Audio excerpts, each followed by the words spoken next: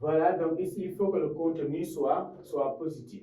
Et dans ce cas, on va dire que g de x existe si et seulement si f de x là, qui est le contenu, est supérieur ou égal à 0, parce que la racine carrée de nombre négatif n'existe pas. Un exemple, on peut avoir que g de x égale à racine carrée de 3x moins 4.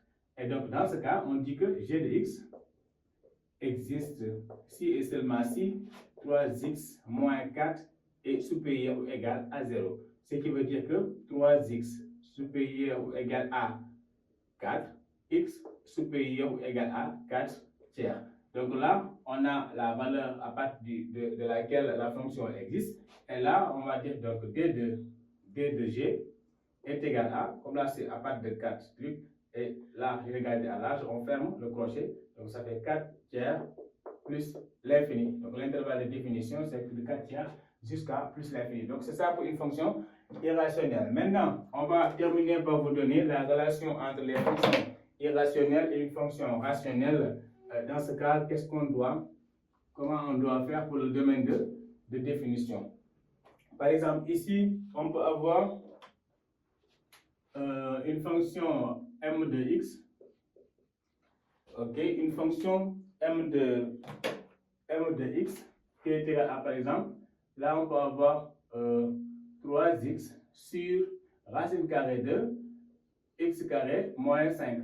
Donc là, on a un rapport. Donc d'abord, il y a la fonction rationnelle parce qu'on a un rapport, mais aussi il y a la fonction irrationnelle parce qu'on a une racine carrée. Dans ce cas, comment on peut étudier le domaine de définition? Cela veut dire que, il faut dire ici que m de x existe si et seulement si, mais il y a deux conditions. Il faut que x carré moins 5 soit supérieur et strictement ou égal à 0, mais l'autre condition c'est que il faut que aussi la racine carrée de x carré moins 5 soit différent de 0. Et si on résume les deux cas, parce que c'est comme c'est au dénominateur, si on résume ça, ça va donner seulement que x carré moins 5 soit strictement supérieur à 0, c'est-à-dire il n'y a pas ou égal. Parce que si c'est égal à 0, la racine carrée de 0 égale à 0, on aura un nombre sur 0, et du coup, la fonction ne va plus exister. Donc il faut que là soit strictement supérieur à 0. Et maintenant, pour résoudre ça, on va dire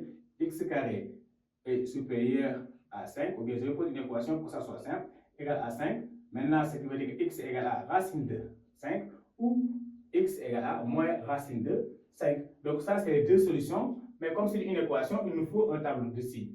Voilà, là, il nous faut un tableau de signes pour pouvoir savoir là où ça va être négatif ou positif. Pour ce tableau de signes, on met x moins l'infini plus l'infini. On met les racines par ordre. Moins 5 et racine de 5. Donc là, c'est notre fonction x carré moins 5. Voilà, les solutions sont là. Et ce sont des valeurs interdites, bien sûr. Maintenant, là, on va placer signe de a à l'extérieur. Le a, c'est ce qui est devant x carré. Donc, c'est plus, moins et plus. Et dans ce cas, on voit que la fonction est positive sur moins l'infini, moins racine de 5 et racine de 5 plus l'infini. Voilà. Donc là, si on veut donner le domaine de définition, là, je vais effacer ici pour avoir de l'espace. Le domaine de définition, donc d de m est égal à moins l'infini, moins racine de 5. Voilà, crochet ouvert, parce que c'est une valeur interdite. Sinon, on devait fermer le crochet. Donc, voilà, union, crochet ouvert, racine de 5, plus l'infini. Parce qu'on voit bien que c'est là où la fonction est strictement positive. Voilà, donc on a vu pour une fonction polynôme, on a vu une fonction rationnelle et une fonction irrationnelle. À la fin, on a conclu avec une fonction polynôme en haut, mais aussi irrationnelle. Mais les deux nous donnent une fonction rationnelle. Et voilà, donc dans chaque cas, c'est comme ça qu'on détermine les domaines de définition. Lors de notre prochain cours, on va revenir avec peut-être les limites aux bornes du domaine de définition, ou bien parler de la dérivabilité, ou bien aussi parler spécifiquement des fonctions, que ce soit second degré.